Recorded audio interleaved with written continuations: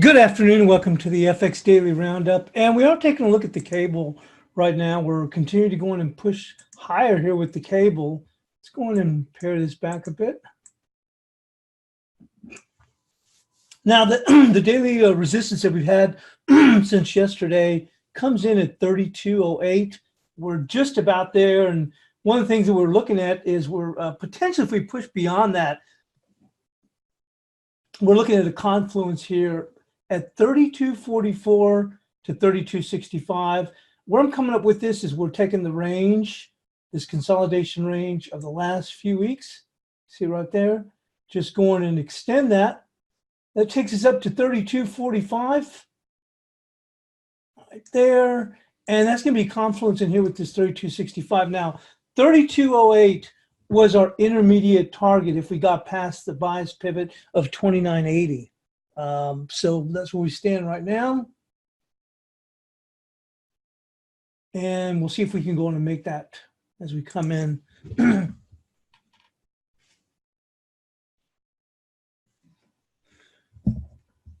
let's take a look where we stay here with the euro.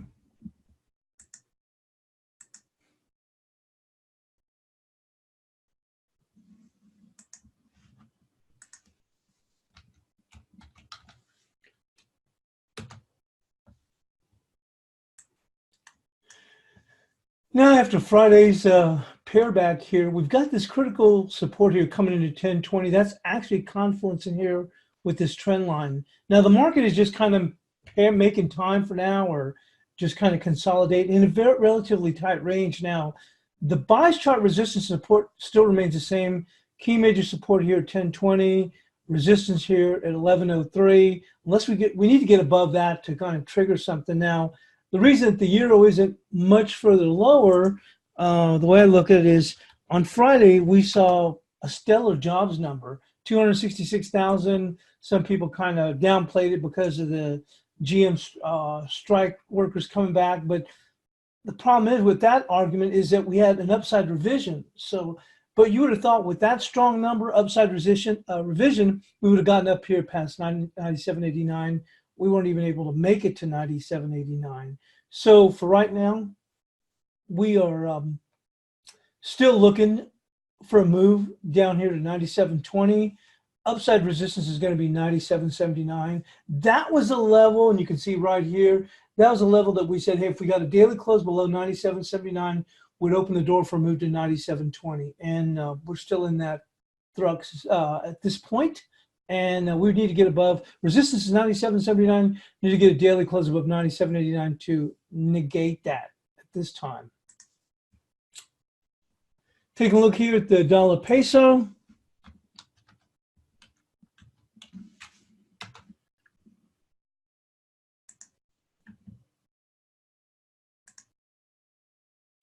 Now we know about the importance of the 1923-6 pivot.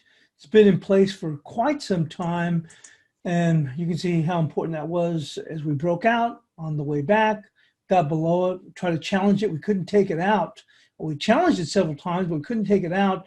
We actually closed just under it on this day, and finally we got above it. We opened the door, we gunned some stops, we came back, got below it, rallied again, and here we are sliding right back. Now, our bias chart support today is 1916 here on the peso. And the reason that is it seems like it's relatively close, but you can see here we've gone through 5 straight down days. So at this point, you think a bit of a time to take a bit of a respite. So if we do get 2 consecutive closes below here, then we're looking for a move back down here to 1908 right there.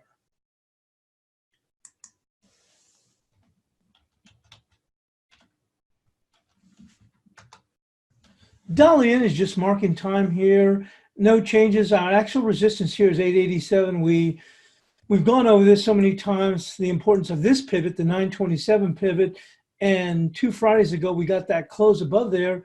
And then all we did was just simply mark time, and we said, hey, look, if we get a daily close below 927, it's going to end up targeting and move to 851. And we got that. It came right down to 851. I think it even took it out by a few pips or whatever. We rallied back up here. No changes right now. It's 887 on the upside, 828 on the downside for some support. And we're going to move into some other charts or other markets.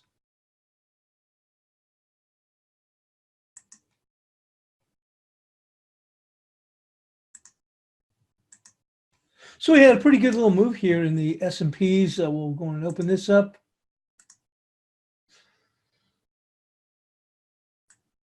We'd come down here and found that good support here around 30.74. We actually even went beyond that. And we're looking at a 30-minute chart. We worked our way up. And we talked about 31.23 being key on the upside. And the market potentially, we were looking for a move to 31.23 and maybe a stretch up here around 31.28. We eventually made it. You know, we fell short here, paired back to 31.07, and we reasserted ourselves. And then Friday, as we came into that strong number, the market really just kept blazing up. And then on Monday, we sat here kind of quiet. We saw a little bit of you can see right here, a little Greystone doji here. You see the risk up here. The market held, and then we finally broke them. Well, now we actually, when we sold them off all the way into the close, we kind of paired back in Asia up here to that 31.38, and then we rolled and really came apart here in European trading. We saw this rally back, got some headlines, we rallied it up, ran out of gas right around this 31.42-ish area here, rolled back down, and now we're just kind of coiling here. We'll see how this market wants to play out. You know, it's still keeping a positive bent on these headlines, so hard to go in and fight where that momentum is. I mean, it seems like when we do break, it's very short-lived, and I don't know what is going to go on and allow this to go on and go even higher. There is they have mentioned about delaying those tariffs, so that was a little bit beneficial. USMCA, but really no real big changes. You have to kind of question that. The other market that we were taking a look at this morning was here on the gold market. And we're actually looking at the February gold. Bear with me. And as we talked about the spot, now we're actually looking at the futures here. We mentioned about 1454 being key. And the spot, well, in the futures, in the Fed futures, is going to be right here at 1458. And the market's holding up relatively well so far, and but with equities continuing to push higher, we'll probably do well just to go and hold above 1458 in the Fed futures. But it has held up, and the potential is we can move a little bit higher if we get a break here in the S&Ps. But even when we do slide, the move in the gold wasn't as responsive as what you saw in the S&Ps. One market that we have gone and seen some pretty good little movement here has been in the 30-year bonds, and I prefer the bonds. I know most look at the 10-year note, but I like the movement that you get here in the 30-year bonds. I think I may have just accidentally just closed that out, but I do have. Bear with me.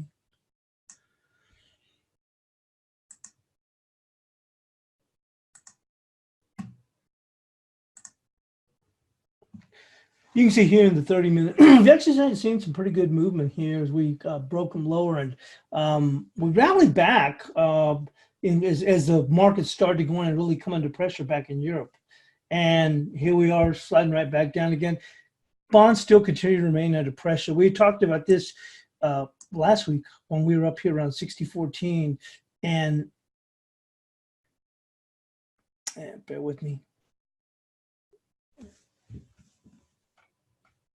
Hang on.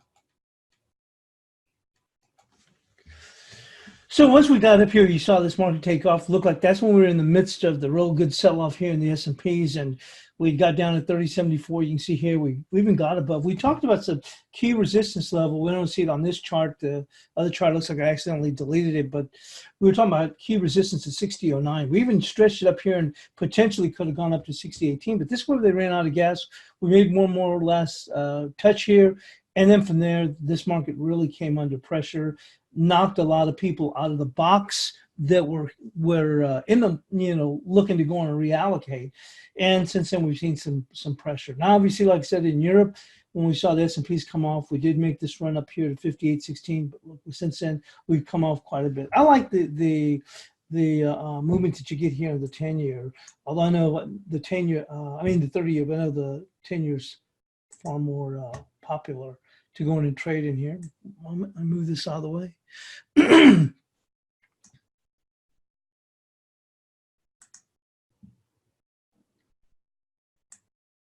But we are seeing here, we did make another run up here in the NASDAQ, but you can see right where they came into some trouble here, coming right across this resistance here at 84.20, we paired back. Once again, like I said, these markets continue to have that upside pull here. It's until we get past some of these headlines. We do have a Fed meeting, we do have ECB, we have the big risk factor at this point now is going to be the UK election, and we'll see how that comes out. That's going to be on Thursday. Going to be a long day, a long evening for everybody, I would think. We'll go on in, crude oil is still holding up here, right here, $59. We'll go on and move into the cross rates quickly.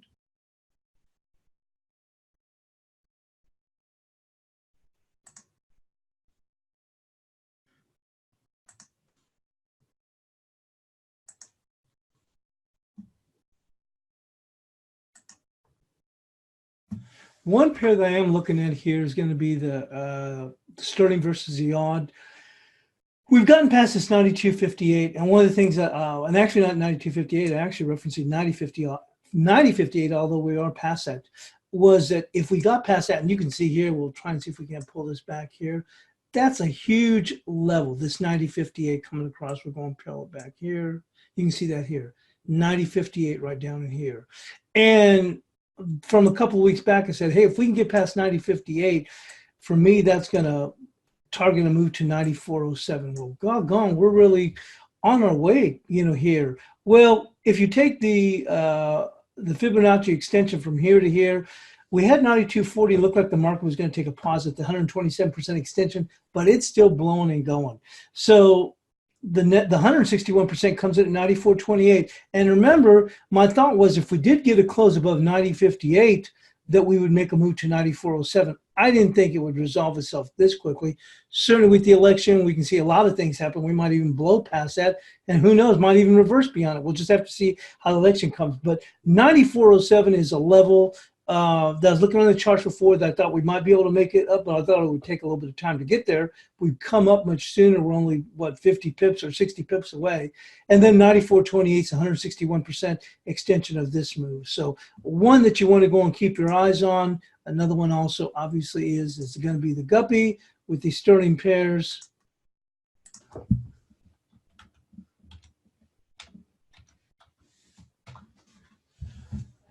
And we're bouncing right here. We're right there challenging this 43.36. That's our buy chart resistance. And you can see the significance of 43.36 here. If we can push it a little bit higher, may do just that with the when this election goes and comes out, takes us up here right there to 44.09. Maybe 44.11, 44.10.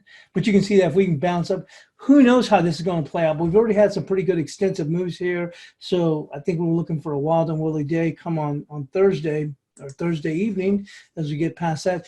Other than that, everything's relatively quiet. You can see the Aussie yen just basically just marking time. The only other significant one I do see here is going to be the Euro Kiwi.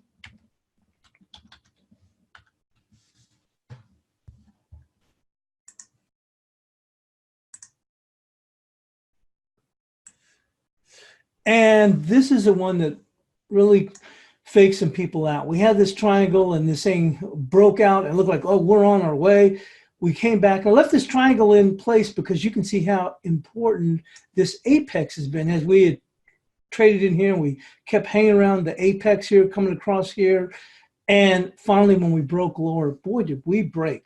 I mean, not only do it, we were looking for a move to 71.31. Thought, okay, they'll take a pause at 69.42. Well, they took a minor pause before they challenged at 68.06. And actually today, 69.42 is our bias chart resistance. You can see here, this is where the rubber meets the road right there. Actually, just about made it there, which is 69.67. But bias chart support, this 68.06, 69.42. But the key would be we need to get a close above 69.67 to at least slow down this descent. But that's all we have for today. We're still trading, like I said, in a relatively tight range. We are seeing the euro work up a bit higher. but this market got whacked pretty good previously. So we're going to need a daily close above 11. 11.0. Let me go back to this. I don't have my bias chart set up right now, but hold on.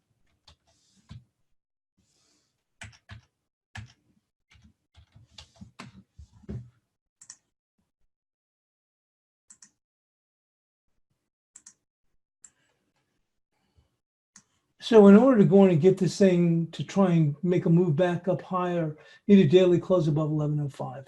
11.05. That's all we have for today. Thanks for joining us here on the FX Daily Wrap Up. And like I said, you may want to go and consider take advantage of our opportunity to go in and try ForexAnalytix.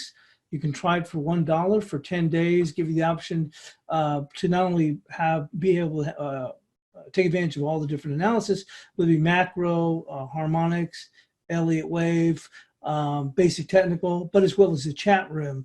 And so go on and take a look at that 10-day trial for $1. And thanks for joining us here on the FX Daily Roundup.